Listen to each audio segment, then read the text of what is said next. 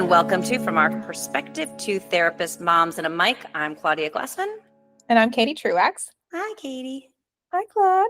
Today we're going to talk about boundaries. We are. I think I talk about this. I don't know if there's a day that this doesn't come up multiple times for me in session, right? Do you ever not talk about boundaries?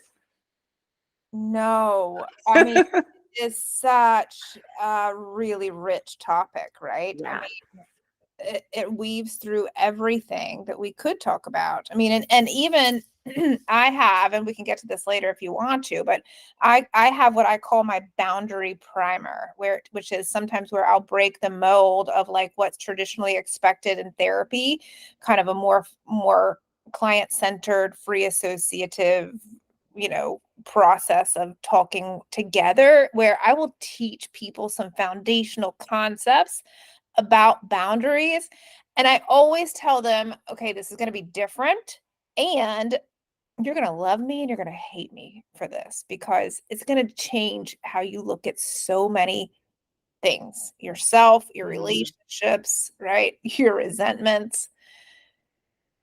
And I'll give them this foundation, and then we use it as like a platform to springboard off of for like so many other topics, right?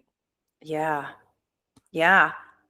So let's dive in. Where to start? Where do you want to start with this? Well, let's define it. I mean, what is a boundary in your mind, right? And here's the other thing. If you were to Google this, you'd find a billion websites. You'd have different clinicians defining this different ways. You'd have authors writing about this from different perspectives. When I teach my boundary primer, I say these are Katie-isms, okay? So like, you and I might have similarities, and we're going to have differences probably too in the way we consider this clinical issue. But how would you define a boundary?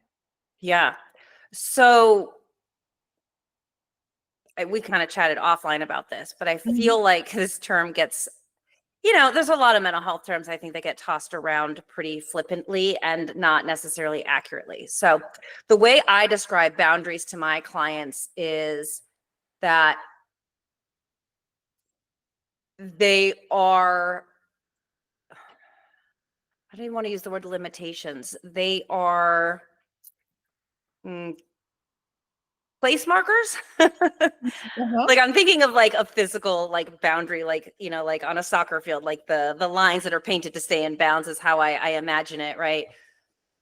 They are things that you designed to stay in relationship with the people you want to be in relationship with. So that you can feel safe and secure and connected to these people. So what someone's boundaries look like with one person in their life, they may not look like with another, because there may be different needs. But oftentimes I have clients that feel like boundaries are like a barricade that they set up to protect themselves. And my argument is, well, that's not really what it's meant for. It is meant to stay in relationship. But yes, they are guidelines, I don't know, guardrails, right? Like meant to keep you on track in that relationship. Yeah, I like that. So it's not a cutoff. It could create distance, I suppose, if that's the safety thing, but it's meant to allow you to stay in relationship with a person. If you don't have a relationship with a person, you don't need boundaries. You just done. Like, build the wall and call it a day, right? Right. How do you define it for your clients? Or kind of what's your concept? Yeah, I think that, again, right, this is hard. I think I might use the term limit to describe what you just described as boundaries. Yeah. Which, again, different clinicians talk about different things in different ways, and terms are used interchangeably sometimes. But in my Katieism, I think of boundaries as delineation where one thing stops and another thing starts. And yes, most often I talk about this and teach about this in the context of relationships, but in truth, we can use boundaries around time, right? For this amount of time, I'm going to be doing something. We can use boundaries around things like food consumption. I'm going to allow myself 2 of these cookies, right? We can use boundaries around the money that we're spending, right? So whenever there is a start and a stop, we can think of the edge where that occurs as a boundary. And any boundary is going to create clarity, create structure. And again, we work more with relationships, you and I, than things like time management or food or money management, right? Although sometimes those things get woven in, but to think of where do I start and you stop? Where do you start and I stop?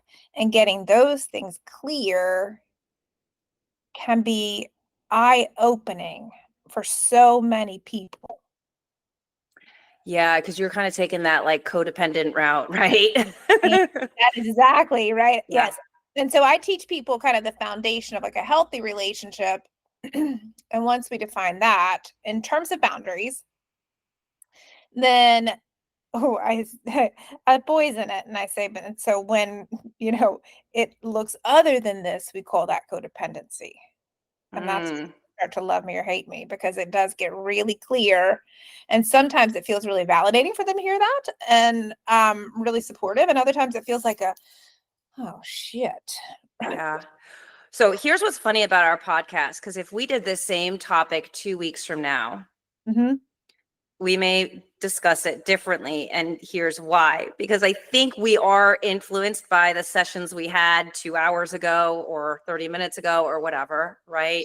Or the topics that came up during the week. This is how we come up with our topics. We literally chat for 5 minutes before we go on and we go, hey, what came up for you this week? And here we are. So it's really funny because I realize I'm thinking of it through the conversations I've had in this week, which were not so much as codependency, but maybe a little bit more around having to set limits with people that aren't always kind or are trying to take, I don't want to say control, but being a little bit domineering in someone's life and having to set a limit around what you will allow others to do and not do to you. And then you're approaching it from this codependency thing. Where do I end and you begin, and vice versa? So both are true, right? Just different ways they show up for people. But it's just really funny because I can tell what kind of sessions we've had based on the conversations we have. Totally. Yeah. I don't know who your clients were, but I know what they struggled with. And I think so many people do, right? I mean, or maybe it's just that this has been part of the path that I've walked in this career. I know it was one of the first things I had to learn when I was in therapy. My therapist said, have you ever read Codependent No More by Melody Beattie? And I was like, no. She was like, go ahead and grab it on Amazon. We'll talk about it next week. Yeah. Yes. And it was life-changing, right? And blew my mind back then, and has created such a foundation for ease within relationships, that I'm so grateful for. Now, relationships aren't easy, but conceptualizing things gets so much more clear when we can be clear about what is mine and what is yours. And that all of my stuff, right? And I tell people seven dimensions of self, right? And I suggest thoughts, feelings, body, behavior, money, house, and minor child / pet / if we were to take some sort of legal responsibility for like an elderly or disabled relative, right? All those things, those 7 that I just listed, belong 100% to me and to nobody else. And I don't have responsibility for any of anybody else's unless it's my minor child. And then it's only to the extent to which she cannot do for herself, right? And in a relationship, we can give gifts of presence, of time, of help and support. But I also teach ways to know when that's okay and when it's not, right? And that's kind of, I call it chapter 2. But getting that foundation of like, all mine is mine. And Yeah. all yours is yours. Even if we're in the most intimate relationship, parent, child, spouse, best friend, co-owners of businesses, and we ride hard together and run life together, it's still the case that all my shit is mine and all your shit is yours. Mm. And nothing can change that. We can, again, give gifts or ask for support or ask for help and give the other the opportunity to say yes or no. But wow. Yeah. Yeah. That there's a clear definition between where you stop and where I start. Yes. And I think the struggle people have is that now I can be in a relationship with you and I have my boundaries Mm-hmm. Right. and you have yours. And maybe there's a little bit of a mismatch or disagreement around where those lines are. Yeah. Because people have, for better or worse, different definitions of where they begin and where they end. Mm-hmm. Right. Because I hear what you're saying, but just because I don't even want to say should. People just have different definitions of where they begin and where they end. You think Yeah. about physical boundaries. You've got the huggers and you've got the people that are like, don't touch me. Right. There's Yes. no right or wrong. That's just a disposition of how comfortable you are with touch and space. And Yes. there's a spectrum of that. So you have got a hugger who is friends with a no, don't touch me person. There's going to be some figuring out where those boundaries lie, right? Some trial and error. And that's a really, silly example to some extent, but every area of our life, we can have differing ideas of our comfort. And I had said, right, boundaries are what allow, for example, my boundaries allow me to feel safe and secure in the relationships with people. So if I'm not a hugger, my boundary may be like, I don't love hugging. Thank you. Right. But they may not work for the people. The people I'm around may be like, I don't like that boundary. And that's where I think those conflicts happen that we see, right? Couples therapy, anything, whatever. People come in, parent-child things where it's like, well, I don't like the boundaries someone set. Yes. It doesn't feel good to me. I feel like it's too rigid. I feel like it's too that, right? Right. But again, when I reframe it for people, and this is part of why I reframe it that way, is this is what is needed for them to feel and be in relationship, feel safe and be in relationship with you. It feels less punitive. They're not doing it to hurt you, punish you, limit you, or invade on your sense of what is right or wrong. They're doing it because this allows them to feel safe. So that is the boundary that is set. Yeah. Right? Because that is what it's about. It works for me. It may not work for anyone else, but it isn't meant to harm people either. That's right. Although, and one of the things we kind of chatted about briefly before starting is sometimes people do it as a punitive action, maybe. Like a withholding. Well, let's go with that example of hugging, because I actually have had this come up in session. I've had this come up in session from grown-ups. I've had this come up in session from parents talking about their children and expectations of relatives that they hug. So I think this is like, it's somewhat of a maybe simplistic topic that could help us, like, explore this in a way that we can all imagine, right? We're all either one or the other. Either we, or I mean, I guess maybe but here, okay, so sidebar. I was trained as a therapist, and not a big part of my early training was as being a therapist to children, and I was trained to not touch. I was trained that hugs are for asking. And if a child were to ask me for a hug, I could choose to give a hug if I thought it would be clinically helpful, or I could choose to not hug if I thought it could be harmful to the child based on their own attachment history, their trauma history, et cetera, et cetera, et cetera. It's a lot for a new therapist to try to think about in this moment. I also While a kid just grabs your leg, by the way. Right, and they're just like, hold me, I've been Yeah. so lonely, right? I also had an interesting experience so early on around touch with an adult client where I had to learn the hard way because I was raised by people who went to church religiously, no pun intended. And part of that upbringing was very much indoctrination of you look people in the eye, you smile, you say yes ma'am, you say no ma'am, you say please, you say thank you, and you extend your hand and you shake with a firm handshake every time. Mm-hmm.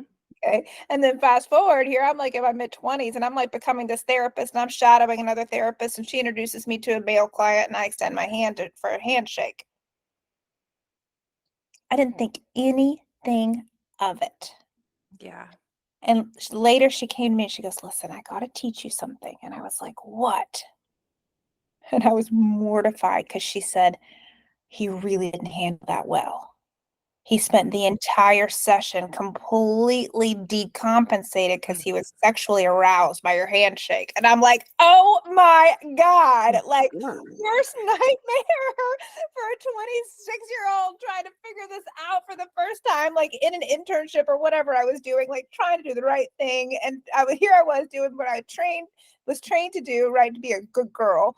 And oh boy, was it the wrong thing. So there were many ways in which I think therapists are taught a different boundary around things like hugging or even handshaking, right? That like we don't touch unless we're really, really sure and intentional and aware of it, right? So Mm-hmm. we're like a little subset of the population when it comes to stuff like that. Yeah. Well, because so here, speaking of boundaries, Right. we are we are given recommendations, I'm going to say, because I'm sure there's people that do not follow these, right? But we are given recommendations early in our careers to have very rigid boundaries. Very, very. Some of them make sense to me, some of Mhm. them don't. Right. And I have curated my own set of boundaries. Yes. Like I'm still ethical, but some of them don't make sense to me. You know, Mhm. there is and this is getting a little sidebar, but you know, there's the philosophy of like never share anything about yourself. I don't subscribe to that. I like that my clients know that I'm human with a human experience. Yes. If I feel like something is going to benefit my client or help them therapeutically, I share it. If my client asks me where I went on vacation last week because I was out, I'm not all weird about it. I don't go into great Mhm. detail, but I'll be like, I went to Florida. You know, I like, but I remember being trained by people like, you never share anything. I don't want to go to a therapist that is weirdly Right. disconnected, you know? So Yeah. I am not that therapist, but we Same. are a little strict on it. But Yeah. We're supposed to be the quote unquote blank slate, yeah, right? yeah. And So I know maybe we are weird with our boundaries. well, but let's go back to my Katieism for a minute, right? Yeah. Okay, so the sharing piece, right? That belongs to me. I get to choose what I share, right? Yes. Yes. And Right. a client gets to choose what they share. That belongs to them. Yes. Yeah. Right. And a client's body belongs to them and my body belongs to me. So let's imagine that my client, and I do have clients that I hug. um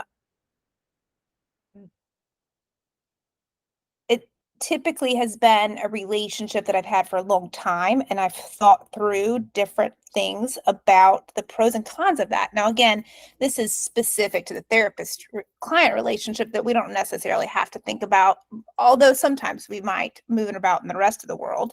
But what does the hug mean, right? And what would it mean if I forgot one day to hug, right? And could that relationship be sustained or would it be harmed if I'm just in a hurry to go to the potty or something and I forget to give a hug goodbye, right? Or if my client that I don't hug sees me hugging this other client, there's a lot around touch. Yeah. But my body belongs to me. And if I am a human that doesn't want a particular type of touch, it's my responsibility to set that limit. Yes. Right. And similarly for the other, right? If I am naturally a hugger and I go in for the hug, it's the other's responsibility to set the limit. And the concept of responsibility, I think, is really, really powerful here, because without responsibility, if we forget that element, then things get muddy and blame starts happening. Mm-hmm. Why didn't she hug me? Well, did you ask for a hug? No. Why did she touch me? Well, did you say no? No. Right? Where is our personal power? How can we fully lean into our personal power in all of our relationships? Now, to your point, there is fallout, man. There is fallout. If we break a social norm, Mm. or maybe even moments in our homes, right? These microcosms of the world where, like, there are times when I want to be touched more than other times. There's times when I'll curl up in my husband's arms and say, "Would you hold me?" Yeah. Or "Let's snuggle." And there are other times when I'm like, I don't like that touch. That's too much. I'm touched out for the day." Or like, "I'm mad at you and I'm not ready for a hug." Like, you better back off. Yeah. Right. But Right. to Well, me, so that's a good point. Your boundaries can yes. be changing and evolving based on where you are in any given moment. Right. So how, when we talk about, I hear clients, but they're violating my boundaries, right? But if it's a moving boundary, if Yeah. if it shifts, you can't always be angry that someone didn't know that there was movement. No. And then, right, the responsibility goes back to that individual to set that limit, to Yes. honor their own boundary, to say no, to move away in space, right? And if Mm, they don't, it's they own that, right? That's theirs. yeah. What they choose to do with their thoughts, feelings, body, behavior, money, house, minor child belongs to them. From my perspective, in my opinion. My Right. Katie, But you can see where it gets confusing, Mhm. because let's take a marriage Yeah. where you share said house Yes. and you share a child and you share Right. you can take ownership of your boundaries, but what if your partner doesn't have this right? And this is where the conflict happens, Mm-hmm. because sometimes that shit overlaps Yes. and it is not just yours. And sometimes you and your partner may see eye to eye and sometimes you may not, and then this is the issue, right? Yes. Yeah. That's right. Yes, and that is so, so hard. And I've had so many situations where I've like Rolodexed in my mind, right? Because I don't know if all of our listeners know, but when we were building our house, we lived in an RV. It was a really great RV. It was a beautiful place to live. A lot of my friends would come and be like, "Oh my God, I love it. I could totally live here." I'm grateful for that little house. It was just exactly where we needed to be at that time in our lives, but there wasn't any extra space. Mm, Everything was open to everything else. And if I needed quiet, right, that's what my body needed, I had to ask for other people to change their bodies, right? So, can you lower your mm, voice? Can you give me a gift by taking your body and turning your voice down? Right? Or could you give me a gift by taking your body and going into your room so your dad and I can have a conversation? yeah. Right? Now, parent child, I can kind of be more demanding, right? Because I'm the boss. But like my husband, right? I would have to put that in his hands. Would you please turn the TV down? Would you please, right, fill in the blank? And honestly, I have an amazing family, right? Most times it would say yes, right? Of course. But there are times where the answer is going to be no from the other, Mhm. right? If we're asking for somebody to do something because we need it. And then we have to think through, what can I control, right? If you're not going to turn your voice down, or if you're not going to turn the TV down, right? Let's say it's a really important thing. Oh, it's the last 5 minutes of the football game, right? You really want to hear it. It's loud. It's so exciting. Or you're on the phone with somebody and you're so thrilled, or you have company in your house and it's really raucous, right? And this somebody's having a great time. And if I need quiet, I could ask for that. I could ask for the other to change their body, change their behavior, but ultimately it's my responsibility to take care of my body and my behavior. And then I have to go somewhere else. Yeah. Right? What can I control? I can't control you. I can ask, but I can't control you. I can't make you do what my body needs in this moment. So what can I do? Let me lace up my tennis shoes and walk around the block. Let me get my keys and take my car to sit in the park. Yeah. Right? Right. And that's where I think people struggle. Yes. I mean, even in my house, my kids will bicker about something, like one kid's singing, the other one's annoyed, whatever, little things. And it'll be like, usually the boundary is set unkindly, like, and then the other one decides to bulldoze that boundary and just lean into it a little bit harder, right? Siblings. And the conversations we have is, you asked, it's frustrating that it was ignored. I agree. Mm-hmm. You can't control what someone else does with the boundary you set. But I asked them to stop, but they are choosing not to. But that's not right. I mean, we can argue that back and forth, but they are not doing the thing. So now your choice is, how do you, stay in relationship with this person while they're pissing you off because they're singing louder than they were before? Right? I can see this. I can see your two kids. A lot of power and control dynamics in this one. Yeah. It's like freaking daily. And it's like again, they're kids, they're learning, and that's a very, again, simplified interaction, but you see the similar thing in adults. Yes. Right? It just looks a little bit different. Or maybe it's not so in your face that they're violating the boundary, but they still are. Right. Right? Because it's a little more subtle. But again, the decision is the same. What do I do with this? I set the limit. The person is not respecting that. How do I want to be? And that's really, honestly, what it comes down to is, yes, there is some level of needing mutual respect. I respect your boundaries and limitations, even though I don't always like it or agree. And I want to be loud, and you're not letting me. Right? And the same is true. And this is why boundaries happen in relationships, because it is about respecting a person's limits and their requests. But they're not always honored. No. Yeah. And I definitely think that it's a two-step dance, right? And in a relationship that's clear, most often if we make a request, we're going to get it as a yes, right? Most often, if I'm in a good place with my husband, right? And I'm overwhelmed at the end of the day, and he's watching the last 5 minutes of the Saints game, and I say, baby, can you turn that down a little bit? My head hurts. Oh yeah, baby, of course. Right? Versus, like, if there's a bunch of shit underlying for us, if we're at each other's throats, and I'm probably like, can you turn that TV down, man? Like, what? Why is it gotta be so loud? Well, fuck yeah, I want to watch the game. Right? And it's the same interaction. I want what I want, and he has the responsibility to say for himself, yes or no, man. Yeah. Right? Yes. And it can be easy. And same with friends. Hey, could you call me real quick? Yeah, I can call you. Sure. Right. Hey, I can't talk today. Let's talk tomorrow. No problem. Let's talk tomorrow.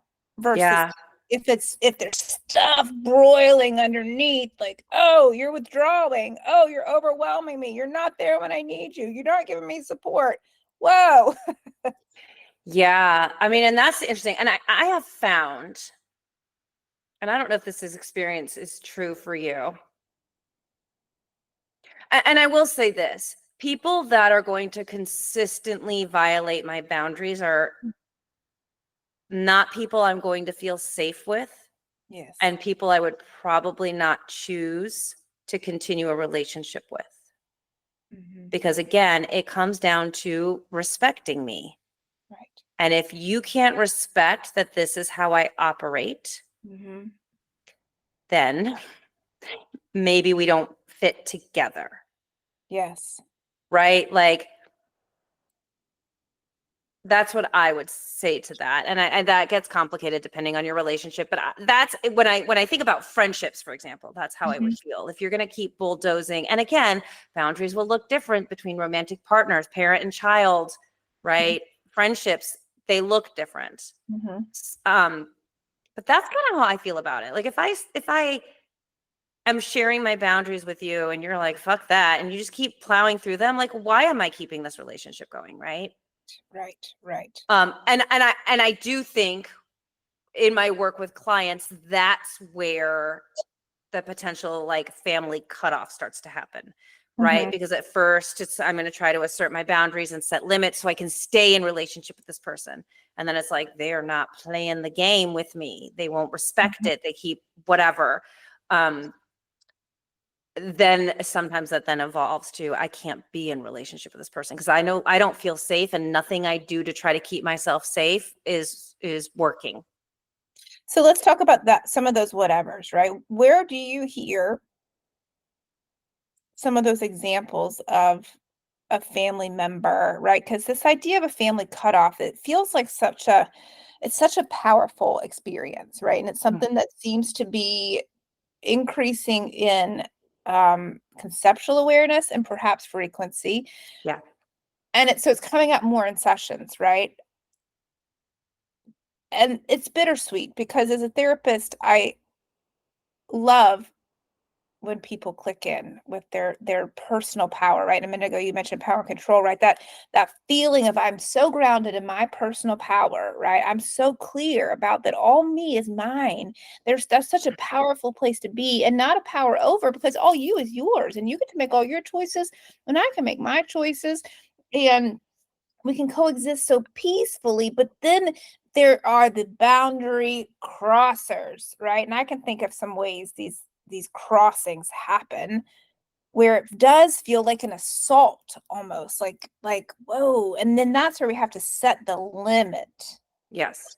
And is the limit going to be respected or is it going to continue to be an assault? And then in that case, who wants to be continuously assaulted? My God. Right. Okay, so what are some examples? What are some ways in which you have heard of those limits being continuously crossed from one person to another? Um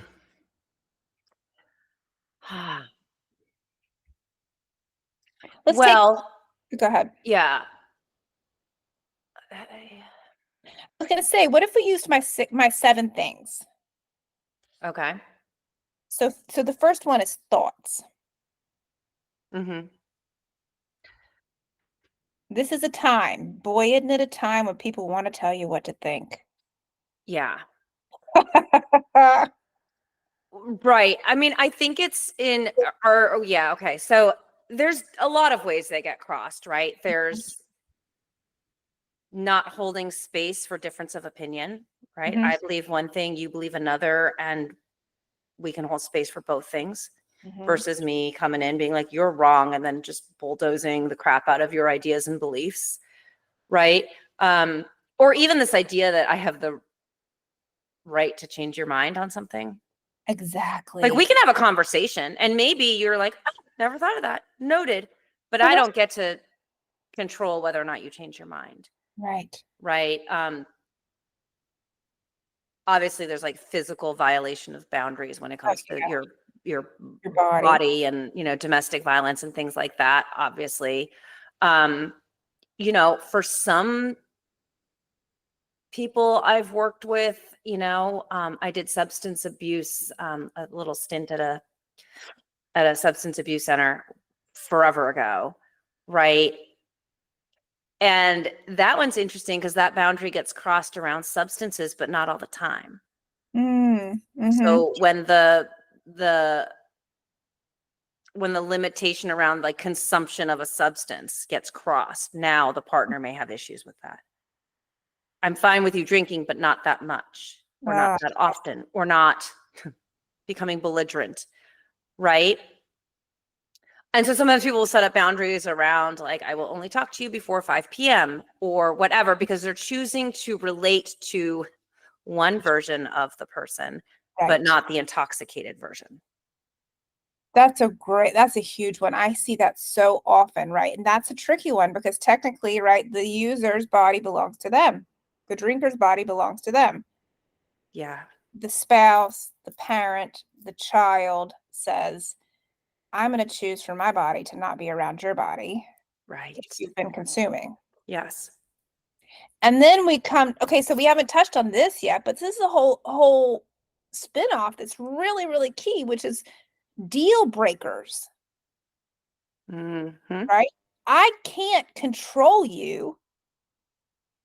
You touched on it a little bit, right? You danced around it a moment ago where you said, maybe this isn't a relationship for me if you continuously cross my boundaries, right? I can't control you. I can ask for you. Baby, I don't like it when you have more than 2 drinks. Can you just stop at 2? Right? Mm.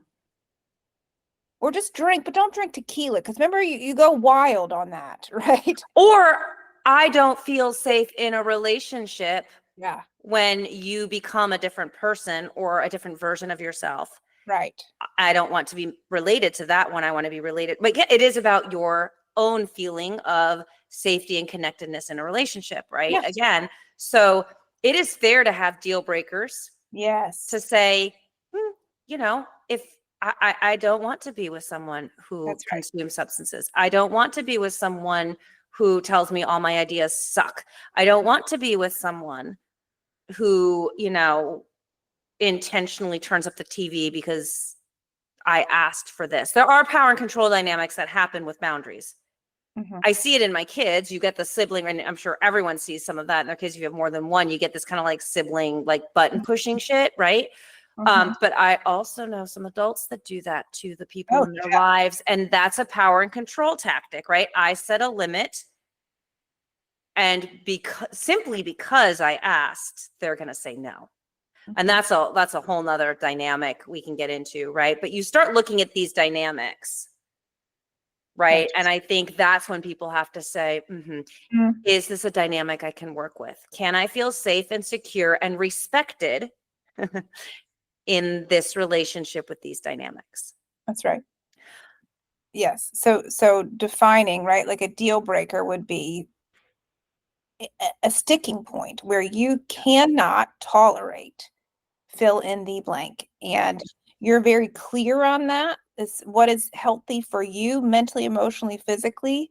And you have requested, right, that be honored in your relationship, and the other will not agree or comply with that request, will not give Right. you that gift. And then you, the requester, right, the one with the limit, has to make the tough decision. Is it going to break the deal, right? Is it going Yes. to end the relationship? Right. Again, business, professional, social, familial, romantic. Is this a deal breaker? I had a couple in my office yesterday, their first session, and he says, listen, couples fight, man. And she goes, well, I don't want yelling. It's a deal breaker for me. And Mm. he's like, I'm passionate. And she's like, it's a deal breaker. Right, because this is the other reality, and we could probably do a whole podcast just on this, but when we come, the way we show up in relationships and our struggles in relationships and these boundaries that we need to be in relationship comes from our own stuff and our own experiences. Mm-hmm. And this is why there's a disagreement on what's the right and wrong boundary. I don't like this. You say it's fine, because in your world, it is fine, right? In one person's world, yelling is passion and intensity and communication. And in another person's world, it's highly triggering and it's scary, Mm-hmm. right? And we so often forget that everyone we interact with comes with their baggage, their stuff, their triggers. And when they have a limit or a boundary, it's around keeping themselves safe in that relationship because of this stuff, right? This is my history. I know I get kind of weird about this. So this is what I need from the people in my life, right? So let's talk like practicalities, because, all right, I realize I need boundaries and right, but how do I even go about setting those? Because I think if you grew up in a environment where your boundaries weren't respected by your parents, for example, because even little kids have things they like and don't like and prefer and don't prefer. Yeah. Some family dynamics support that. Some are like, you're a kid, you get no say. Let's say you never got to practice stating a need, want, desire, boundary, limitation. Yeah. How do you even start that, because I've got clients that are really good at boundary setting and are like, nope. And I got some that are like, I don't know if I feel bad, right? Or, Right. but it's fine. Like, I'll sacrifice myself for the desires of this other person. So how do you start to, I don't know, advocate for yourself? Well, I think that it's important to differentiate for a moment that there's two types of boundary setting, right? We can have kind of implied or implicit, and we can have explicit boundary setting. So let me tell you what I mean by that, right? So let's imagine that I'm in the room with my brother-in-law and he's preaching to me about who I should vote for, right? My implicit boundary could be an internal turning off of the dial. Please close now. Yes. I Yes. can sing song lyrics to my favorite Pink song in my head and wait for you to just run out of steam, right? Yes. Usually that is more subtle. It's more of a peacekeeping approach. It's an inside job. Yes. Okay. It's not always enough. And then when that's not enough, we might have to take it up a notch. Now, the next notch could be I walk away, right? Again, it's my personal power. My body belongs to me. Hey, I gotta check on the water pressure in the garden hose. You make yourself comfortable. I'm gonna be right out here. Yeah. Right. And then sometimes I think maybe perhaps the highest ante is the most explicit, right? Where we say it out loud. Like, I want you to stop talking about that, please. Can we Or talk I just don't talk politics in my free time. right. Whatever. Whatever the verbalization of is like, this is my limit. Yes. Right. And I have found, and what I tell people is, because I think there's this idea that there's going to be this like, and you will find people that push back on limits. But for the most part, I think there's a fear that I'm going to get some kind of reaction to that. But I have found that most of the time when I set a limit and I'm just very matter of fact, like, here's what it is, most people don't even think twice. For example, if I have too many clients in one day, too many clients, if I have if I see a lot of clients back to back, those are the days I will be least likely to want to see anyone socially after work, because I'm done. I don't want to talk to people. I don't want to, and I've just said that. Nope. I had X amount of clients. Like, I don't socialize on days where I'm not fun and I don't want to chit chat. Right. I'm exhausted. And yeah, it's not even I'm tired. I just don't want to talk to people. I don't want to do this. So it's not that I want to talk to people, because I talk to my family, but I don't want to do the social, like, group dinner chit chat, little small talk thing. Right. Or just like, no, and that's not what, no, it's not a bad day to do it. And I will tell people, do you want to do Wednesday? No, Wednesday's a really busy client day. Can we do another day? No. And I just state that because it's true. It's my truth. Or, no, I don't think I'm going to do dinner with that group of people because they stress me out a little bit. Well, and so you're bringing up a good point, right? Which is that is you stating what you're going to do, right? Yes. So maybe there's like an intermediate step in there, right? Like that's kind of like that. I'm gonna go check on the garden hose. You stay here and do whatever you want to do. No, you guys go ahead. I'm out for this one because it's a busy day for me. I'll catch you next time, right? Yes. But that highest ante, I think, is the one where we take the most risk. And I think that's sometimes where clients struggle because they or not just clients, but people, right? They kind of assume that to set a limit is that highest, the biggest ante, right? The full Monty of saying, I'd like for you to stop, right? Please don't hug me. Please don't pet my dog. Please don't come in my yard. Please don't try to sell that to me. Please don't talk to me about, this candidate, right?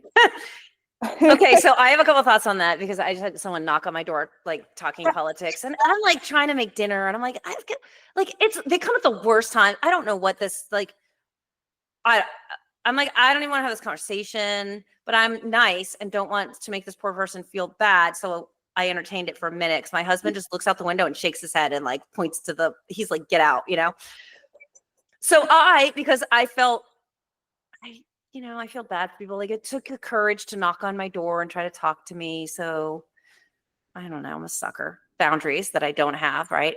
So what I did is, so I don't have to deal with this all the time, because I know that once, right, I know that once you get to a certain point, it's harder for me to set that boundary to your face. Maybe that's what I'm saying, right? I feel, and I'm like, it took so much courage to knock on the door. What do you have to say? I'll listen for 5 minutes and go on my way. But this particular time I was really annoyed. Also, because like everyone knows politics are happening and it's a lot. Yeah. I just bought a don't solicit sign and taped it right on my door. Yes, that's a good boundary. Because I know that once it gets to a certain level, it might be harder for me to assert. So I need to back it up.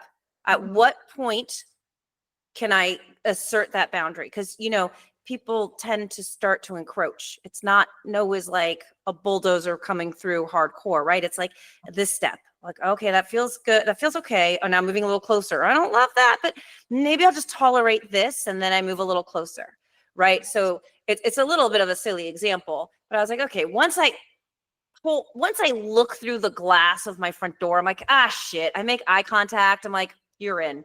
I'm opening the door and I'm talking to you because I feel bad and I don't want to be rude, right?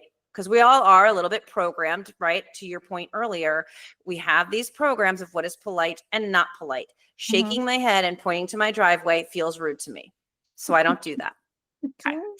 So once I make eye contact with you, I'm putting my boundary aside and I'm listening to you. Now I might cut you short. I might be like, okay, I got to go, right? I can back out, but I'm in further than I want to be. So I was like, okay, to not even look you in the eye, how do I set that limit? And so I got a do not solicit sign. Right. Because that was my way of setting the limit a little sooner, so I don't like have to deal with the hardcore stuff. So the same is true for clients. At what point can you maybe less explicitly, although my sign is pretty clear, but at what point can you maybe assert the boundary with more ease before you get in too deep and it feels harder to do? Right? So when your husband comes home and you say, I'm so tired, I need to go to bed early tonight, and like, God, I don't even want anyone to touch me today, versus he's trying something and you're like, no, don't touch me. Because you could have set that boundary earlier. And, you know, I mean, these are a little bit of flippant examples, I think, but to get people kind of the idea of sometimes your timing of when you lay it out there matters. Because I do think we get to a point where we feel maybe more vulnerable or more rude, or like we're not being, I don't know, kind. And we get programmed to be polite and, you know, tolerant. And sometimes that doesn't work well for us. Yes, and that raises a good point, because the longer we let something go before we set that limit, and again, it can be a gentle, like a tuning out, a changing the subject, nonverbal body language that I'm not engaging in this with you. It can be and not responding to questions, right, or selective responding. It can be moving your body through space in a different direction. Yeah. Choices, right? If we set boundaries proactively, to your point, it feels usually much gentler to the recipient, versus if we're engaging in a relationship and we think everything's fine, and all of a sudden you say to me, you know what, Katie, when you ask me about how my dog's doing, it really feels like a boundary violation. Whoa. You've been doing it like right, and you've been doing it all the time. Yeah, right? Yeah.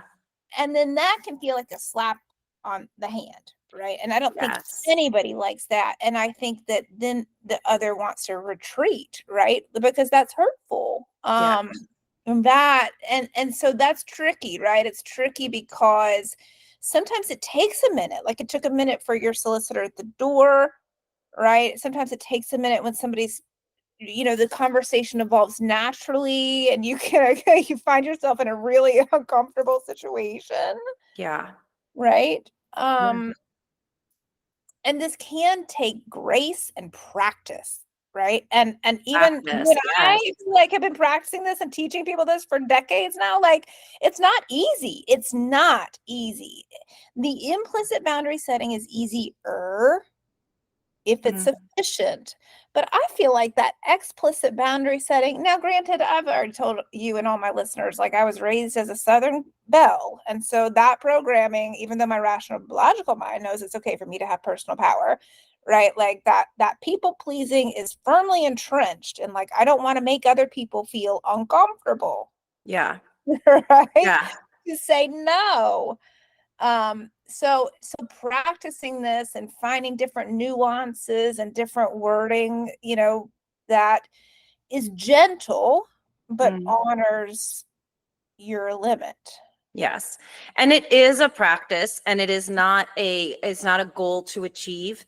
And you're going to have moments where you feel more empowered and are doing a better job at setting your boundaries. And you're going to have times when you just aren't as great at it, and to be kind to yourself, when you have, those more challenging moments where maybe you're, letting people kind of bulldoze you more than you should.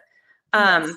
Yeah. And, I mean, this is the other thing. This is how you were raised and how boundaries were approached and what messages you got about body autonomy or your own power to have personal thoughts, beliefs, and opinions growing up.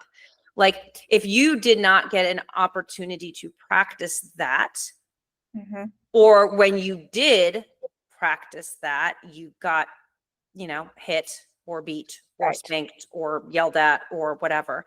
Well, guess what happens as you grow up? Like, it does not feel comfortable. It feels scary to set that. And so it takes practice and repetition to learn that and feel comfortable with that. And that's what I tell people too, is like, it takes time, and it's okay to struggle with it sometimes. You had brought up the example of like hugs and touch. Yeah. My kids also, possibly because of when they were born and the times we're in, we never made them hug people they didn't want to hug. It led to a lot of discomfort for the older generations who were like, what do you mean I want to hug and your kid will hug me? And then we get these guilt tripping comments because, again, boundary violation, right? Set the boundary. I don't want to touch you. And then the response is, but I'm and I missed you, or whatever, or I've never see you, whatever guilt trip comment was in place. For my kids, I did a lot of setting the boundary for them. Right. And I said, well, we allow them to choose. And if they don't want to hug, that's okay. Maybe they can wave or do something else that they're comfortable with, right? And we gave an alternative for the kids to do if they wanted. We had conversations with our kids about that, but it was really more the other people that struggled. And it led to a lot of awkward moments. I'm not going to lie. A lot of, people probably thinking, what kind of like new age parenting shit is this?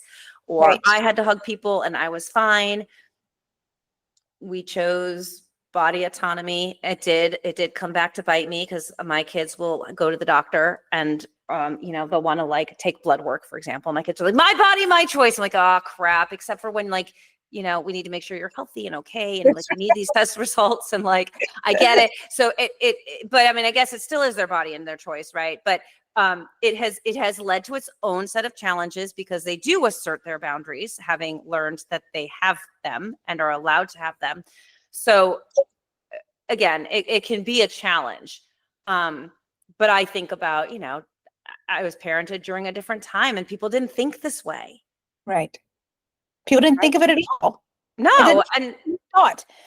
Right. So I do, right? In the moment of the solicitor, stupid example, but it's like, be polite, don't be rude. Oh, you made eye contact. Oh, the poor person's staring at you. I should open the door and listen to all the crap they have to say because I'm being polite. And my ears were off. I have no idea what she was talking about, because I didn't want to be there, but I acted the right way. Right. But so, I mean, I do this for work and still get caught up in those moments. Right. That's right. Know? And it's not a huge thing unless it feels like it's harmed you, right? Because we have those moments, the cashier at the grocery store that wants to tell you your life story, and you're like, yeah. Right? Or ask you, why are you buying all these flowers? What you got going on tonight? You got gas and family? What's happening?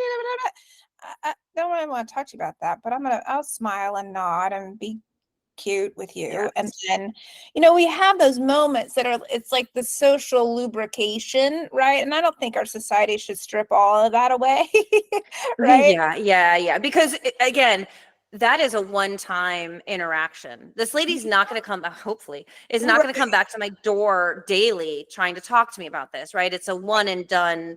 There was a point to her visit, and right. But if we let that slide continuously in our ongoing relationships, right, you do lead to those moments of confusion where it's like, well, I thought this was okay. You liked this. Right. It's like, no, I never liked that. Oh, well, you never communicated you didn't like that. And I thought I was being delightful, you know? Right. Yeah. So it is our responsibility to communicate, because it goes into that like mind reading. You should know that this is something I like, don't want, don't want. And let me tell you, people, no one freaking knows. No, nobody And it's knows. not an indication of how much they love you or whether they know you or don't know you, but they're not in your head. They're not experiencing your thoughts and your feelings. So like, you gotta share it. Yeah. Also different. There's no, I mean, you know, you want something different than I want next to Susie and Jane and Mary and Joe. And so we're all, and there's often, I mean, yes, there are hard and fast wrongs, but outside of those, right, set aside things that could be abusive. Beyond that, like we all just like different stuff from our people, you know, and in a smooth relationship, I think those implicit boundaries are sufficient. And when it's not smooth or those aren't sufficient, we have to set those more firm, more explicit boundaries. The question I think becomes, can the other get on board, or is that a deal breaker? Right. And sometimes for the other, it's a deal breaker. Like, I feel so shamed. I feel so ridiculed. I feel so chastised. I can't believe you would say that to me. Right. Right. I can't be your friend. I can't come around. I can't offer you any help, right? And then we, you know, slide into, okay, is this passive aggressive or is this honest? Yeah. Right? And then that can erode a relationship depending. Yeah. Oh, it's deep, man. It's so deep. It is. It is. Well, I mean, that's why, you know, we have jobs, because it's complicated and it's not so simple. And you've got your stuff, I've got my stuff. We bring it all together. And sometimes that leads to some conflicting opinions and thoughts and feelings. Or, you know, like the example you gave, I feel shamed by your boundary setting. I feel criticized by the boundary you set. This is where it's a two-way street, though. It's not just my ability to set the boundary. It's the partners or the person you're in relationship with's willingness to accept it and hopefully not take it personal, right? Hopefully recognize this is something this person needs. Right. You know, like, and it can be simple. Like, I was sharing this with you because I was at a conference last weekend, and by Saturday I was done talking to people, and my husband comes in the room and I'm sitting on the edge of my bed staring at the TV, just zoning out to some trash I'm watching. And he's like, hi. And I look at him, but I say nothing. I think in my head, I was like, hi, but like nothing came out. Like, that happens to us. And he's like, hello. I'm like, hi. And he's like, you okay? I'm like, I just don't feel like talking. Like, I am so tapped out from this conference and the week that like even saying hi is really hard. Which is not like, normally I say hi to him when he walks in a room. I'm not like, you know, this isn't a normal interaction for us. Right. And he's like, are you feeling okay? I'm like, I'm just feeling like depleted. He's like, okay. So he like does this thing in our bedroom, and then he like quietly walks out and leaves me to continue staring at the TV for like the next hour or however long until I like regroup. Right. But in that moment, he could have said, is she mad at me? What's wrong? Why is she not being nice to me? What's happening with her? And he did ask, like, are you okay? Because again, it's not within my normal nature. And then he heard my explanation and was like, that's weird. He doesn't agree with it. He doesn't get it because he wasn't there. But he's like, okay. And so he left me to get quiet to regroup or whatever he was like, whatever he needs to do to be normal again. Right. And then I kind of like turtled for a bit and came back out of it. Right. And that's an example where I'm sure he didn't understand my experience. but he heard my explanation of it and was like, okay, I guess that makes sense from her perspective. Sounds like she wants to be alone, quietly squeaked out. And like, we reconnected later when I was in a less like withdrawn place. Yeah. Right. But again, you could see where that could have gone south. Like, why are you being so rude and not saying hi to me? He could have come at me that way. Right. Because his boundary that he was setting was, I say hi, I'd like to have reciprocation in this relationship. It doesn't feel good to be rejected and just stared at like,